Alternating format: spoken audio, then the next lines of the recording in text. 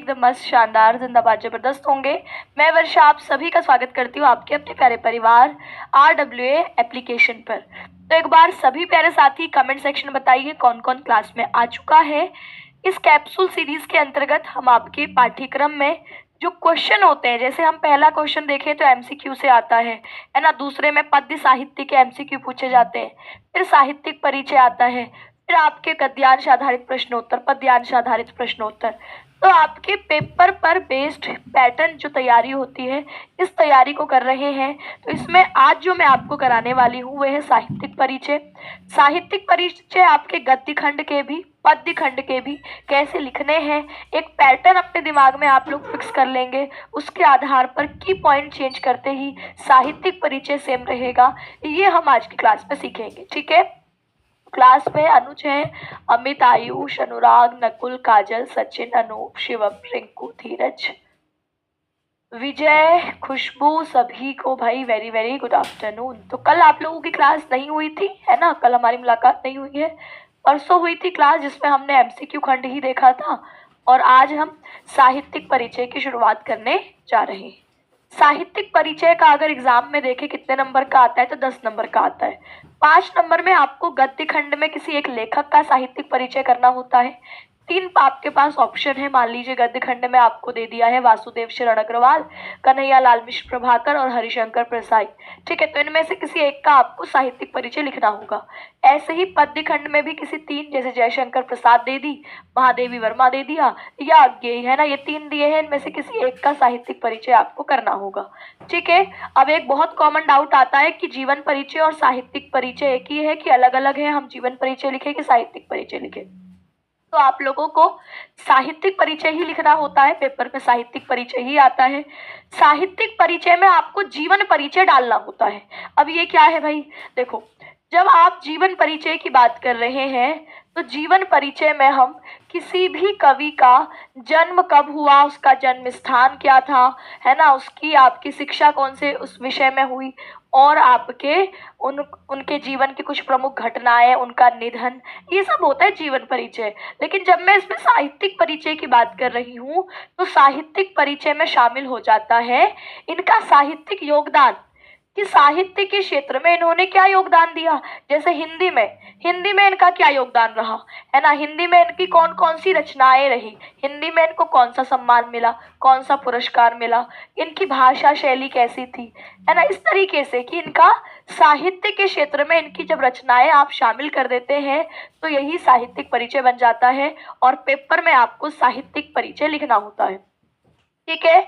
तो इस प्रकार जीवन परिचय यानी इसमें साहित्यिक परिचय आप इसको कहेंगे। इसमें वे सारी चीजें मैं अभी आपको बताऊंगी, जैसे आपने शुरुआत इनके जीवन परिचय से करी, ठीक है। जैसे अच्छा, पिछली क्लास में मैंने आप लोगों को जो चिराग सीरीज चल रही है, इसमें पद्य खंड के साहित्यिक परिचय कराए थे। किस किस को याद है? मैंने एक टेबल आपको बताई थी कि हमारे पास जब हम पद्य खंड के साहित्यिक परिचय, मैंने अभी चिराग सीरीज में हाल फिलहाल में करा रखे हैं। मैंने आपसे कहा था कि जितने साहित्यकार है, जैसे हमारे, मैं अभी आपसे पद्य खंड को लेकर पहले बात करती हूँ, साहित्यकार जो कि पद्य खंड के हैं, ठीक है। हमें एक टेबल बनानी है जिसमें इनका जन्म, इनका जन्म स्थान और इनका निधन कब हुआ है ये आपको देखना है। जैसे मैं अगर आपके पद्य खंड की बात करूं तो मैं शुरुआत करूंगी हरिऔध से, ठीक है। सबसे पहले अयोध्या सिंह उपाध्याय, हरिऔध। दूसरे नंबर पर मैं रखूंगी जयशंकर प्रसाद को, जयशंकर प्रसाद को। तीसरे नंबर पर बताइए किसको रखा जाए? सुमित्रानंदन पंत को। किसने ये टेबल याद कर ली है? तीसरे नंबर पर हम सुमित्रा नंदन पंत को रख लेते हैं, ठीक है। फिर सुमित्रानंदन पंत के बाद किसको रखेंगे? तो कहेंगे हमारी महादेवी वर्मा जी, है ना, महादेवी वर्मा जी।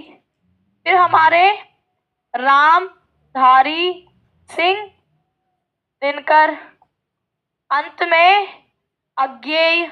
यही तो 6 आपके कॉमन कवि हैं जिनको आप पढ़ रहे हैं। बताइए, यही है अयोध्या सिंह उपाध्याय हरिऔध, जयशंकर प्रसाद, सुमित्रा नंदन पंत, रामधारी सिंह दिनकर और अंत में अज्ञेय। अब मैं आपसे बोलूं इनकी जन्म की तिथि बताओ, है ना, आपके जन्म का आपको कब हुआ है ये बताना है। तो कैसे आप इसको याद कैसे करेंगे? कहोगे कि ये देखिए 1865 ईस्वी में इनका 1865 ईस्वी में इनका जन्म होता है। ऐसे ही जयशंकर प्रसाद के बारे में बताओगे कि 1889 ईस्वी में इनका जन्म होता है। फिर आ जाते हैं सुमित्रा नंदन पंत, ये थोड़े से और आगे बढ़ते हैं और 1900 ईस्वी में इनका जन्म होता है। फिर आती है महादेवी वर्मा, इनका जन्म 1907 ईस्वी में होता है। फिर दिनकर जी का जन्म इनके 1 साल बाद 1908 ईस्वी में होता है। ठीक है। फिर अंत में आपके कौन बचे? तो अंत में आपके अज्ञेय बचे। अज्ञेय का जन्म कब हुआ? तो कहेंगे आपके 1911 ईस्वी में, है ना, 1911 ईस्वी में।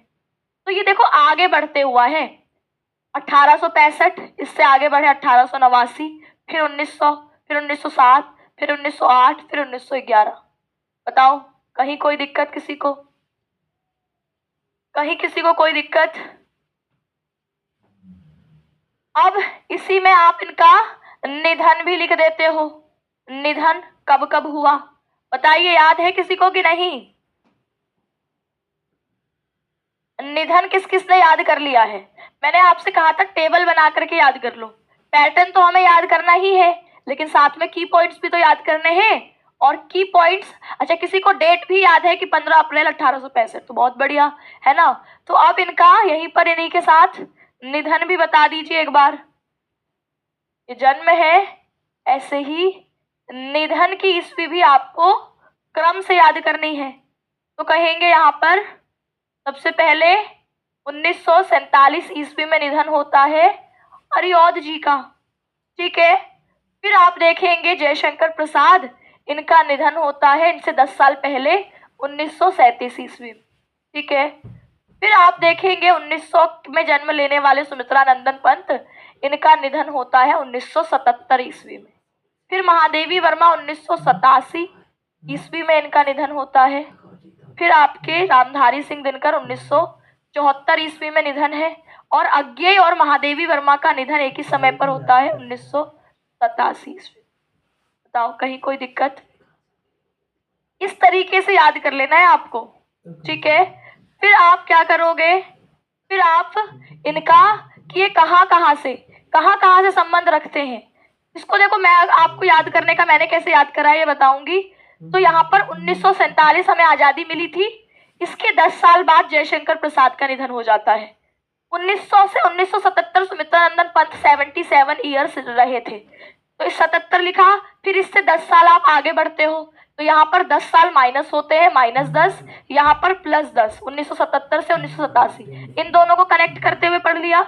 फिर अब यहाँ पर देखोगे जो ये 1947 था, इस 47 को उल्टा कर दोगे तो आ जाएगा 74, है ना। 47 को उल्टा करा तो 74, तो ये किसका हो गया? दिनकर जी का। फिर अज्ञेय जी और महादेवी वर्मा का सेम है 1987 ईस्वी, तो ये आप ऐसे कर दोगे।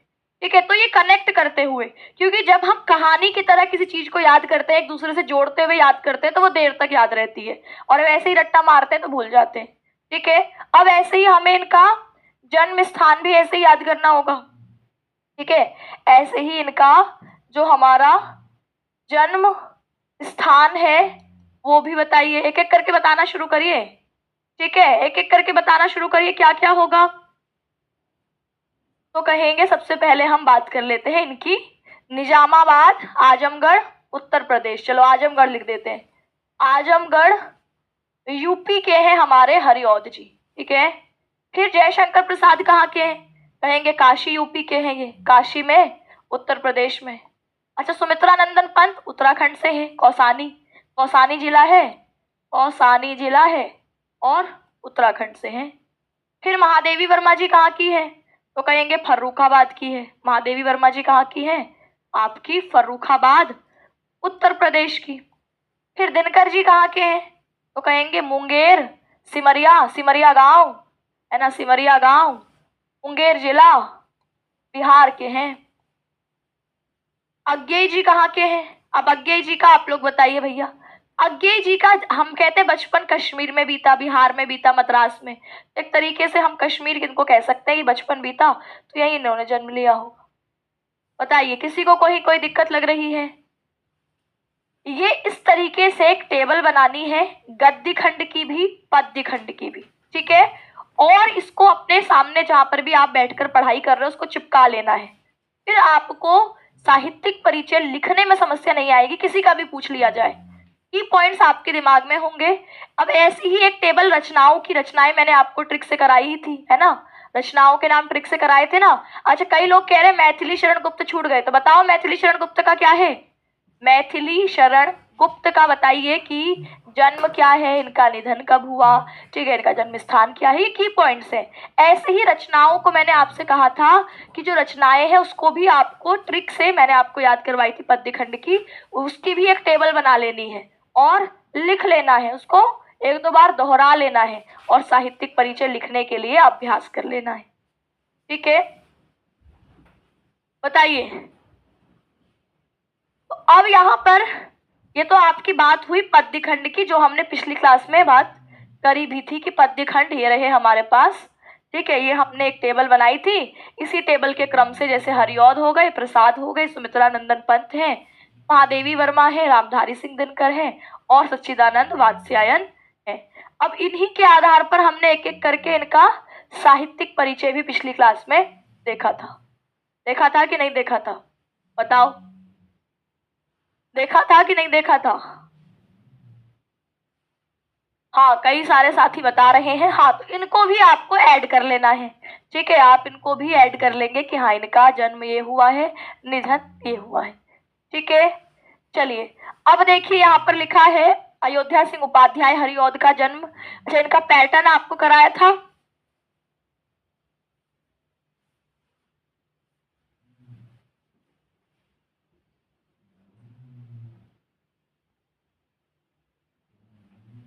आपके साहित्यिक परिचय का पैटर्न मैंने आपको कराया था ना। उसी पैटर्न पर सबसे पहले हमें इनके जीवन परिचय से बात की शुरुआत करनी है कि अयोध्या सिंह उपाध्याय हरिऔध का जन्म 15 अप्रैल 1865 ईस्वी को निजामाबाद आजमगढ़ में हुआ, ठीक है।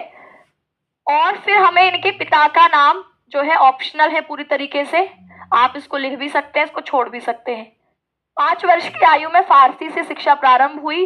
वर्नाक्यूलर मिडिल क्लास करने के बाद क्वींस कॉलेज बनारस गए। अस्वस्थता के कारण औपचारिक शिक्षा अधूरी रह गई। स्वाध्याय से इन्होंने हिंदी, संस्कृत, फारसी,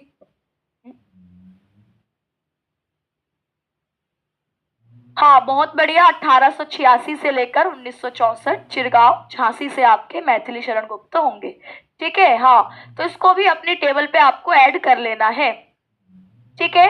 तो मैंने पद्य खंड के साहित्यिक परिचय आपको चिराग सीरीज में कराए थे, उसी तरीके से आपको वो साहित्यिक परिचय करने हैं। आज हमें बात करनी थी गद्य खंड पर।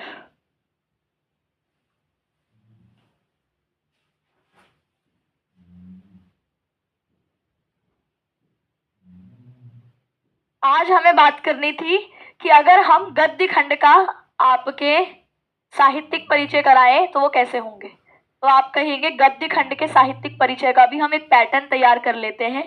जैसे ये साहित्यिक परिचय का प्रारूप है, एक पैटर्न है, ठीक है।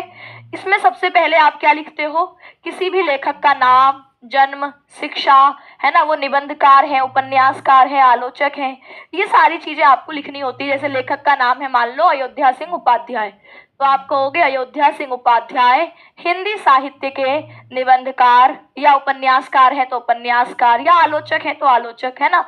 इनमें से कोई भी शब्द आप लोग उनके लिए इस्तेमाल कर सकते हो।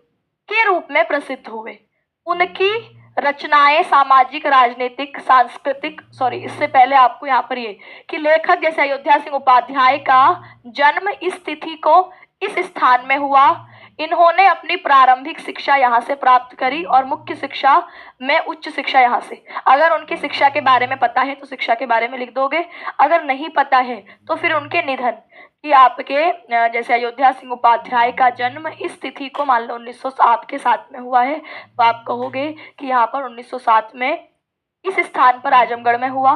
ठीक है, फिर आप लिखोगे इनकी प्रारंभिक शिक्षा, अगर पता है तो। नहीं पता है तो सीधे लिखोगे कि ये आपके हिंदी साहित्य में एक प्रमुख आलोचक रहे हैं, उपन्यासकार रहे हैं, निबंधकार रहे हैं। और फिर लिखोगे इनका निधन इस तारीख को हुआ है। ठीक है, फिर हम लिखेंगे कि ये आपके हिंदी साहित्य के निबंधकार, उपन्यासकार या किसी के रूप में प्रसिद्ध हुए। इनकी रचनाएं साहित्यिक, राजनीतिक, सांस्कृतिक मुद्दों पर आधारित होती थी। इनकी लेखनी में विचारधारा, परंपरा या आधुनिकता का संगम देखा जा सकता है। इन्होंने हिंदी साहित्य को एक नई दिशा दी, खासकर जैसे आप कहोगे कि जो यहाँ पर भारतेंदु हैं, या आप द्विवेदी जी के कहेंगे कि इन्होंने निबंध में, है ना, निबंध विधा में अच्छा काम किया, इन्होंने आलोचना में अच्छा काम किया, ये प्रसिद्ध व्यंग्यकार रहे। तो ये आपको लिखना होगा। उनके समकालीन साहित्यकारों और पाठकों का उन पर काफी गहरा प्रभाव पड़ा। प्रमुख रचनाएं कहेंगे इनकी प्रमुख कृतियां, जैसे इनकी रचनाओं के नाम, 2-3 रचनाएं आपको हर लेखक की याद करनी पड़ेंगी। हिंदी साहित्य में मील का पत्थर मानी जाती हैं। इनमें विषय वस्तु का संक्षिप्त विवरण और रचना की जो प्रमुख विशेषताएं हैं उसको बताकर इनमें देखने को मिलती है। इन रचनाओं का समाज और साहित्य में महत्वपूर्ण योगदान रहा। भाषा के बारे में लिखेंगे कि इनकी भाषा, जैसे अयोध्या सिंह उपाध्याय की भाषा, सरल, प्रवाहमयी और प्रभावशाली थी। उन्होंने हिंदी भाषा में तत्सम, तद्भव, उर्दू, फारसी, इनमें से किसी एक भाषा का नाम लिखेंगे, शब्दों का सुंदर प्रयोग किया। इनकी शैली विवेचनात्मक, व्यंग्यात्मक, भावनात्मक या वर्णनात्मक, इनमें से कोई एक शब्द आएगा, जिससे उनकी रचनाएं पाठक पर अपना गहरा प्रभाव छोड़ती थी। फिर इनका साहित्यिक योगदान अद्वितीय है। इनकी रचनाएं आज भी साहित्य प्रेमियों और आलोचकों के लिए प्रेरणा का स्रोत हैं। वे हिंदी साहित्य को, इस विधा को, यानी आपके व्यंग को, निबंध को या आलोचना को या संस्मरण को एक नई दिशा देने वाले महान व्यक्तियों में से एक माने जाते हैं। उनकी लेखनी ने समाज के कई महत्वपूर्ण पहलुओं को उजागर किया, जो कि आज भी प्रासंगिक बनी हुई है। बताइए, ये हेडिंग्स आपको लिखनी है। सबसे पहले उनका जीवन परिचय। ठीक है, फिर जीवन परिचय के बाद आप क्या करते हैं, जीवन परिचय के बाद आपकी नेक्स्ट हेडिंग होती है इनकी साहित्यिक पहचान। साहित्यिक पहचान या साहित्यिक योगदान कर दीजिए। फिर प्रमुख रचनाएं आप 2-3 लिखते हैं। फिर आप अंत में साहित्यिक योगदान कहते हुए किसी भी लेखक के साहित्यिक परिचय को खत्म करते हैं। ठीक है, तो ये आपको एक पैटर्न अपने साहित्यिक परिचय में रखना होगा। जैसे मैं अगर अब बात करूं अयोध्या सिंह उपाध्याय की, तो ये तो मैंने आपको करा दिए थे पद्य खंड के, है ना। जैसे मैं मान करूं अयोध्या सिंह उपाध्याय की, तो आपने यहाँ पर इनका संक्षिप्त जीवन परिचय लिखा। फिर प्रमुख रचनाएं लिखी कि इनकी प्रिय प्रवास है, वैदेही वनवास है, पारिजात है, चुपते चौपते, चौखे चौपते, रसकलश, अधखिला फूल है, ठेठ हिंदी का ठाठ है, रुक्मणी परिण है। ये कुछ इनकी रचनाओं के नाम। भाषा शैली मैंने बताई कि हरिऔध जी ने ब्रज भाषा से खड़ी बोली तक भाषा को विविध रूपों में विकसित किया। इन्होंने हिंदी और संस्कृत छंदों में निपुणता दिखाई और मुहावरेदार शैली अपनाई। साहित्यिक योगदान देखें तो हरिऔध जी ने खड़ी बोली काव्य को नया स्वरूप दिया। उनकी रचनाओं में भक्ति काल, रीति काल, आधुनिक काल का समन्वय मिलता है। वे करुण और वात्सल्य रस के प्रमुख कवि थे। उन्हें कवि सम्राट या साहित्य वाचस्पति की उपाधियों से सम्मानित किया गया। ठीक है, तो ये आपको मेन हेडिंग्स इसमें रखनी है। ऐसे ही मैथिली शरण गुप्त है, तो इसका बताएंगे कि इनका जन्म इसको हुआ, इस स्थान पर हुआ। बाल्य अवस्था में इनकी काव्य रचना की ओर झुकाव था। आचार्य महावीर प्रसाद द्विवेदी की प्रेरणा से इन्होंने हिंदी काव्य की नई धारा को सशक्त किया। राष्ट्र प्रेम और देशभक्ति के भावों से युक्त उनकी कविताओं ने उन्हें राष्ट्र कवि का सम्मान दिलाया। वे राज्यसभा के सदस्य भी रहे। इनका निधन इस तारीख को हुआ। ये संक्षिप्त जीवन परिचय आपने लिखा। प्रमुख रचनाओं में जैसे कुछ महाकाव्य इनके साकेत, कुछ काव्य कृतियां जैसे जयद्रथ वध, भारत भारती, पंचवटी, यशोधरा, द्वापर हमें दिखने को मिलती। तो इसमें से कोई 3-4 रचनाएं आपको लिखनी होती है। भाषा शैली में बोलेंगे कि गुप्त जी ने खड़ी बोली में काव्य रचना करके इसे ब्रज भाषा के स्थान पर प्रतिष्ठित किया। इनकी भाषा सरल, शुद्ध, परिष्कृत है, जिसमें लोकोक्तियों एवं मुहावरों का सुंदर प्रयोग मिलता है। साहित्यिक योगदान, गुप्त जी ने हिंदी काव्य को श्रृंगार रस की परंपरा से निकालकर उसमें राष्ट्रीयता और मानवीय संवेदनाओं का समन्वय किया।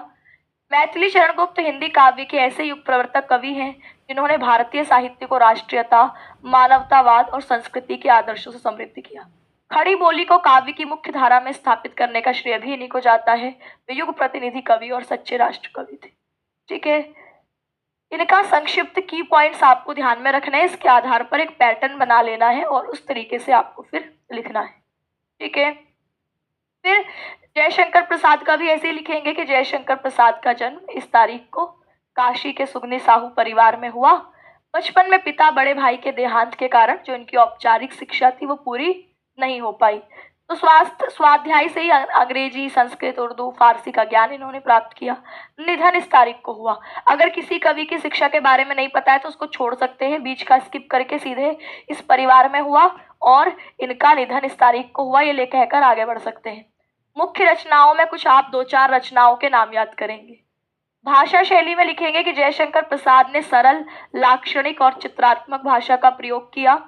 उनकी रचनाओं में नाच, सौंदर्य, अलंकार और छंदों का सुंदर प्रयोग मिलता है। साहित्यिक योगदान जयशंकर प्रसाद छायावाद के प्रमुख कवि हैं। उनकी कृति कामायनी में भारतीय संस्कृति, दर्शन, मानव जीवन के गहरे विचार व्यक्त किए हैं। उनकी कविताएं प्रेम, सौंदर्य और मानवीय संवेदनाओं से भरी हुई है। ये इनका संक्षिप्त परिचय है।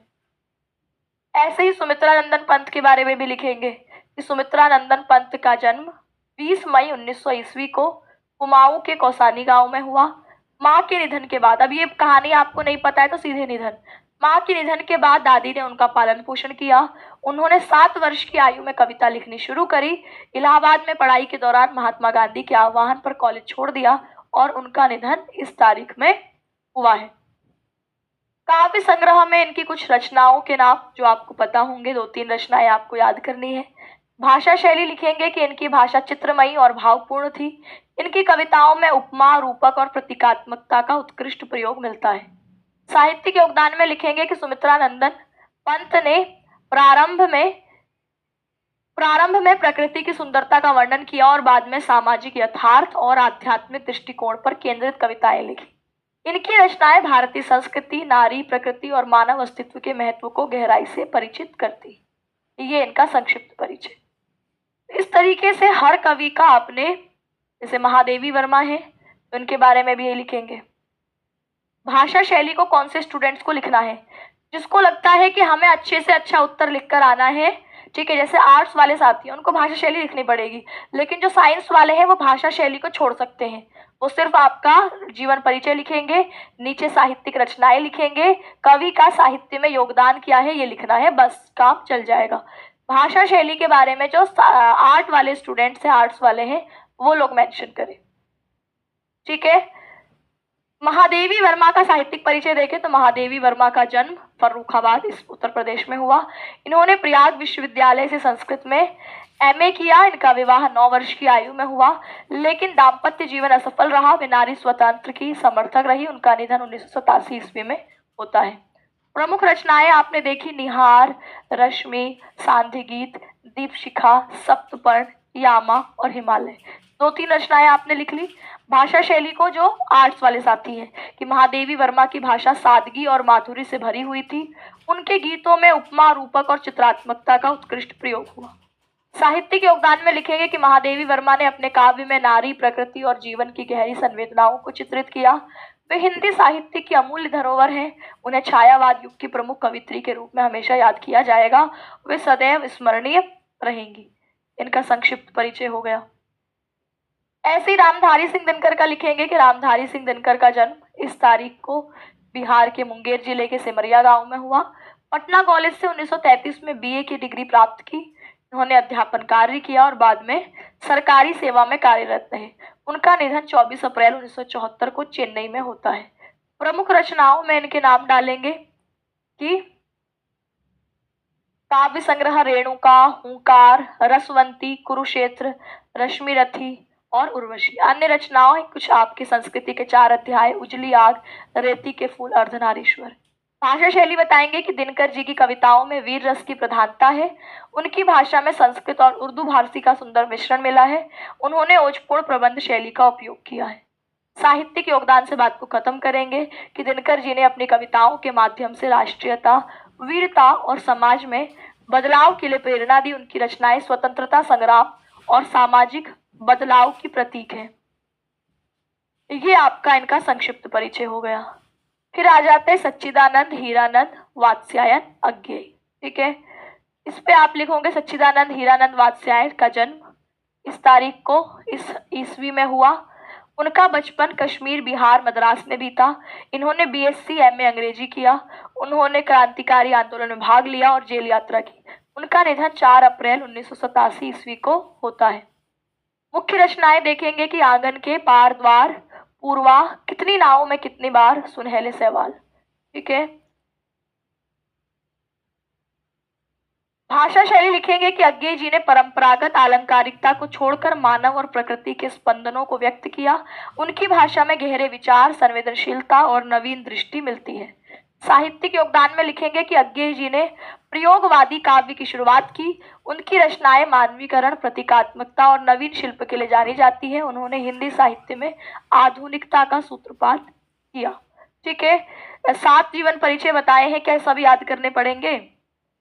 देखिए, मैं तो आपसे कह रही हूँ कि आपको 7 नहीं याद करने, आप इम्पोर्टेंट याद करिए।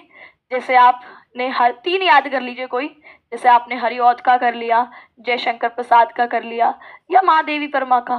तो कोई 3 आपको जो अच्छे लगते हैं उनका याद कर लीजिए। या याद आपको एक ही करना है, पैटर्न। ठीक है, या आपको याद एक ही करना है, वो है हमारा पैटर्न।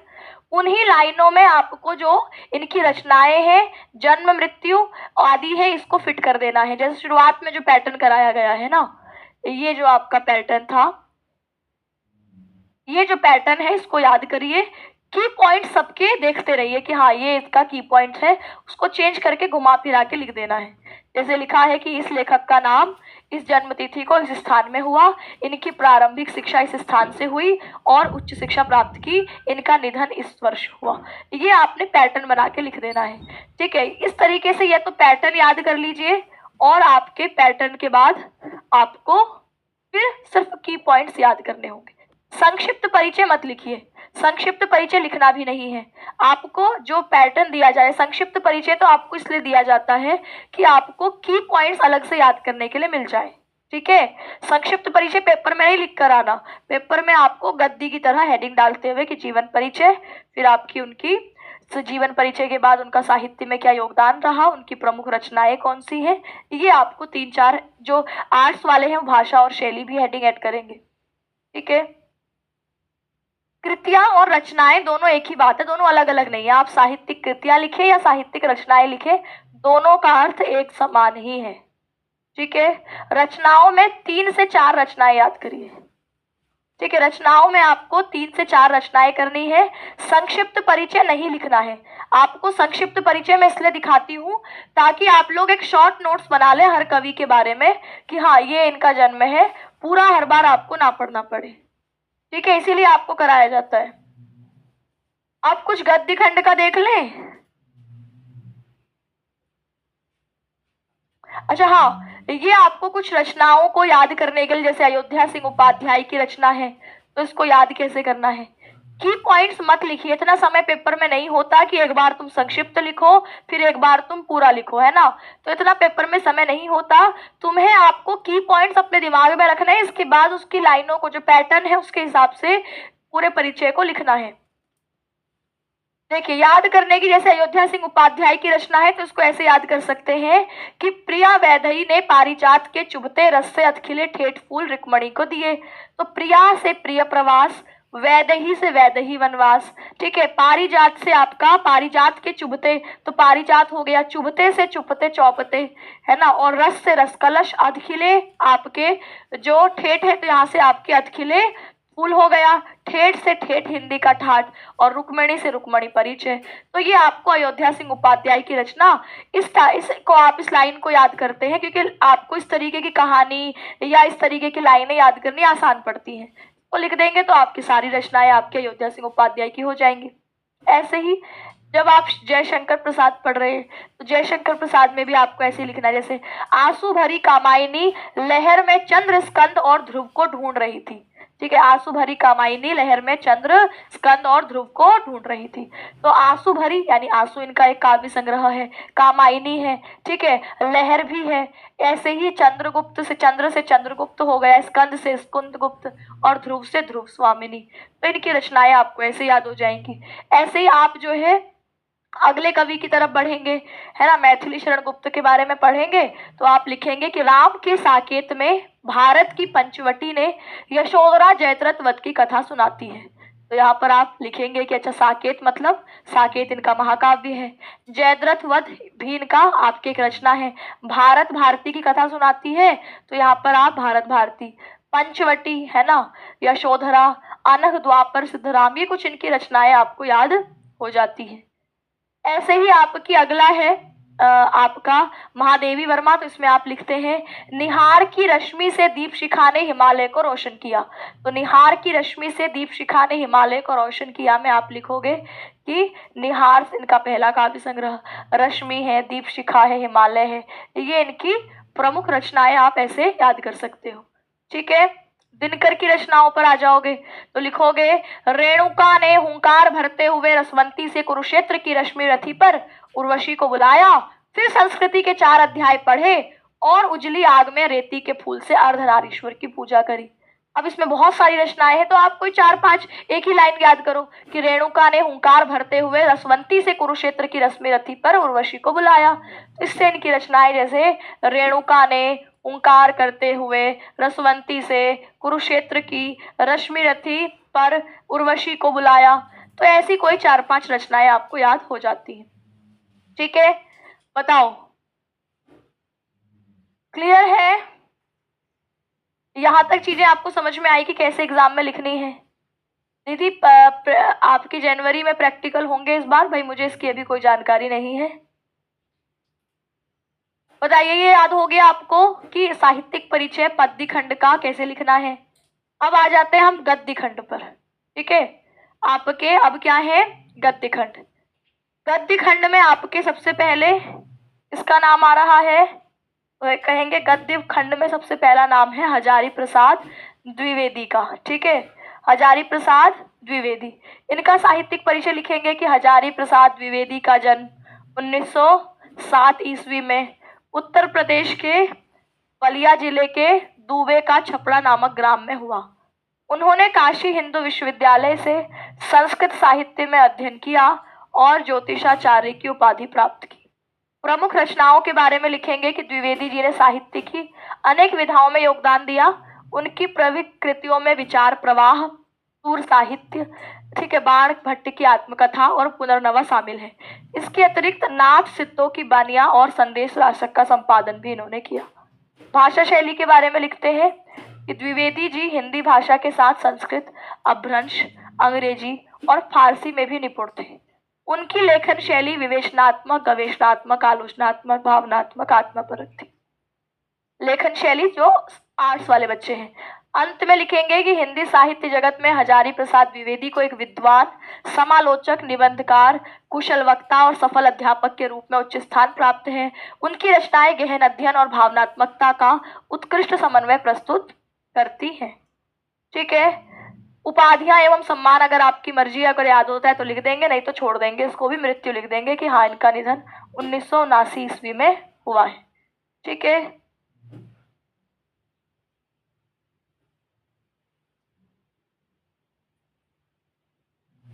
अब है आपका हरिशंकर प्रसाई।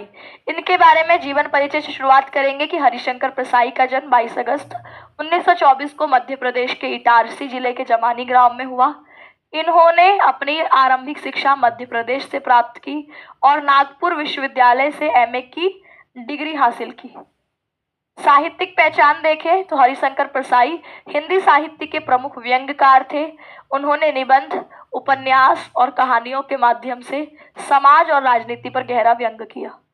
मुख्य रचनाओं में लिखेंगे हंसते हैं रोते हैं, रानी नागफिनी की कहानी, भूत के पांव पीछे, पगडंडियों का जमाना। पुरस्कार और संपादन भी ऑप्शनल है, इसको आप छोड़ भी सकते हैं। भाषा शैली जो साहित्यिक हिंदी वाले बच्चे हैं, आर्ट्स वाले बच्चे हैं, वो लिख देंगे कि उनकी भाषा साहित्यिक खड़ी बोली थी जिसमें तत्सम और विदेशी शब्दों का प्रभाव देखा जा सकता है। इनकी शैली व्यंग्यात्मक, विवेचनात्मक और विवरणात्मक थी। आगे बढ़ते साहित्य में स्थान। हरिशंकर प्रसाई ने हिंदी साहित्य को एक नई दिशा प्रदान की। उनकी रचनाओं में सामाजिक रूढ़ियों और राजनीतिक विडंबनाओं पर तीखा व्यंग्य मिलता है। मृत्यु लिख देंगे। ठीक है, मैं आपको इसको अभी यहीं तक रखते हैं। मैं आपको इसके आगे का साहित्यिक परिचय या इसका एक कॉमन पैटर्न कल करवाती हूँ, समय आज का हो गया है, ठीक है। तो आपकी साहित्यिक परिचय ही हम कल भी देखेंगे। तो कल आपको क्या करना है, आपको होमवर्क दे रही हूँ, देखते हो कितने लोग कर रहे हैं। जैसे हमने पद्य खंड में एक टेबल बनाकर साहित्यिक रचनाओं में साहित्यकारों के नाम, उनका जन्म, उनका निधन और उनका जन्म स्थान ये एक साथ रख लिया है, ऐसे ही आपको एक टेबल गद्य खंड के लिए भी बना लेनी है जिसमें सभी का नाम, जन्म, मृत्यु और उनकी रचनाएं आएगा। फिर मैं कल इनकी रचनाओं को, जैसे हमने पद्य खंड में ट्रिक से सारी रचनाओं को याद करा है, तो कल गद्य खंड की सारी रचनाओं को ट्रिक से देखेंगे। और ये आपका जन्म, मृत्यु, जन्म स्थान ये सब आपको पता होना चाहिए, ठीक है। तो कल हम साहित्यिक परिचय को आगे कंटिन्यू करते हैं। आज इस क्लास को यहीं खत्म करेंगे। सभी को नमस्कार, धन्यवाद।